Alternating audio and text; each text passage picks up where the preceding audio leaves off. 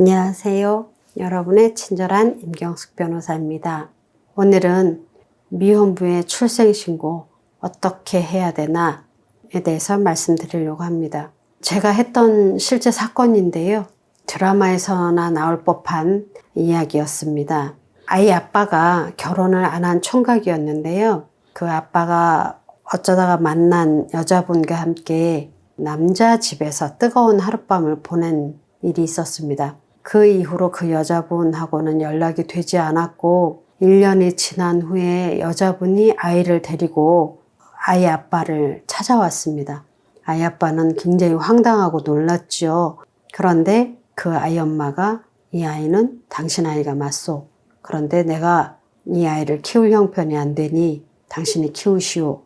이렇게 얘기를 하는 거예요. 근데 남자는 당황하기도 하고 어쩔 줄 몰라 쩔쩔매다가 그래도 아이가 있고 또 여자분이 굉장히 지치고 힘들어하는 내색이 역력해서 일단 쉬라고 얘기를 하고 동네 슈퍼마켓에 가서 이런저런 아이 물건도 사고 먹을 것도 챙겨서 돌아와 보니 여자분이 아이만 두고 사라졌습니다. 그 아이의 출생증명서도 없었고 여자분의 연락처도 모르고 예전에 알고 있던 전화번호는 바뀌었고 난감한 상황이었어요. 그때만 해도 우리나라 법이 바뀌기 전이었기 때문에 미혼부는 엄마의 이름이나 인적사항을 모르는 상태에서는 아이에 대한 출생신고를 할 수가 없었습니다.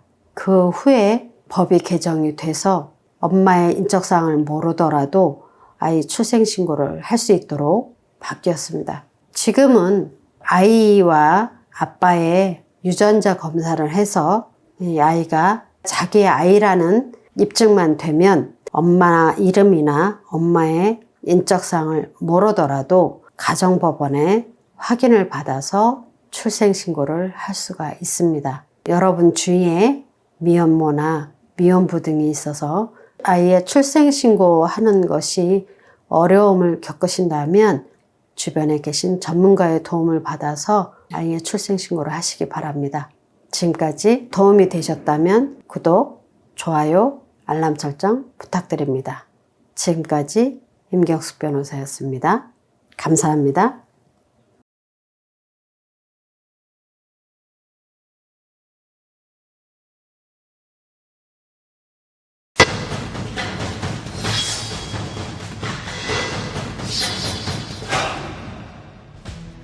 가정의 달 5월을 무색해하는 안타까운 소식이 전해졌습니다.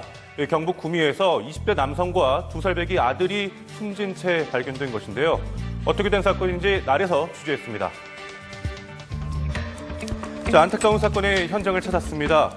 지난 3일 이곳 경북 구미의 한 원룸에 살던 젊은 아빠와 2살 배기 아들이 싸늘한 주검으로 발견된 것인데요. 이미 숨진 지 일주일가량 지난 것으로 추정됩니다. 지금 우리 보건 결과에는 애한테 폐렴 증상이 의심된다 하는 거예요. 아버지는 폐동맥에 혈전이 발견됐다 하는. 발견 당시 몸이 굉장히 야위어 보였다는 부자. 다른 타살이나 자살이거나 이렇게 이러했던 흔적은 없는 것 같고 어떤 경우든 간에 오랫동안 집에서 이렇게 흩어 있으면서 사망했는 것 같은데 그 영양이 부족한 사람의 경우에 그렇게 생기는 그런 증상들이 보였다 이런 얘기입니다. 영양실조로 사망했을 가능성에 무게를 두고 부검 결과를 기다리고 있는 상황입니다. 돌이킬 수 없는 죽음을 맞이하고 난 후에야 전해지게 된 부자의 안타까운 소식. 그들에게는 왜 아무런 도움의 손길도 전해지지 못했던 것일까요? 이웃 주민들은 이 부자를 어떻게 기억하고 있을까요? 많이 왔다 갔다 하는데 아는 사람 있어야지. 동네에서 서로 아시고 지내고 그러기는 힘들죠. 그렇죠. 원룸이 죽은지도 몰랐는데. 이렇게 아기가 사망할 정도였다면 아기 울음소리가 들렸을 법도 한데요. 신고받기 전에 그 집에서 좀 소란스러워서 신고 들어오는 받은 건 없습니다.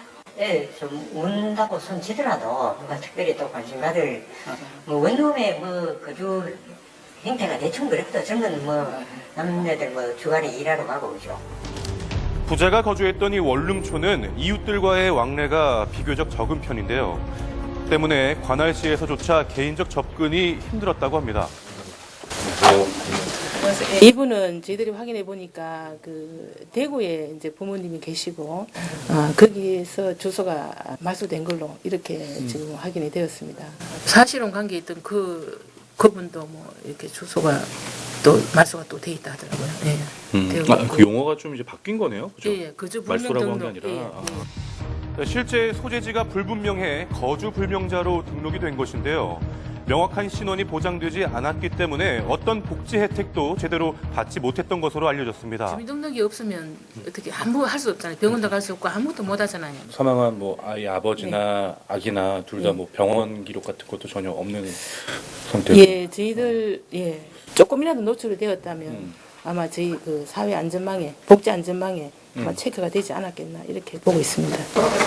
스스로 실거주지를 재등록해 주민등록을 회복하지 않는 이상 지자체에서는 이들을 찾을 방법이 없다는 얘긴데요. 20대 후반의 청년이 주민등록증이 말소가 됐는데도 불구하고 그것들을 전혀 찾아내지 못한 행정공백도 저는 큰 문제이지 않을까 싶습니다. 주민등록이 말소되거나 이런 사람들에 대해서는 좀 찾아내려고 하는 노력들, 촘촘한 주민들에 대한 관심, 뭐 이런 것들이 이루어져야 될 거라고 생각이 들고요.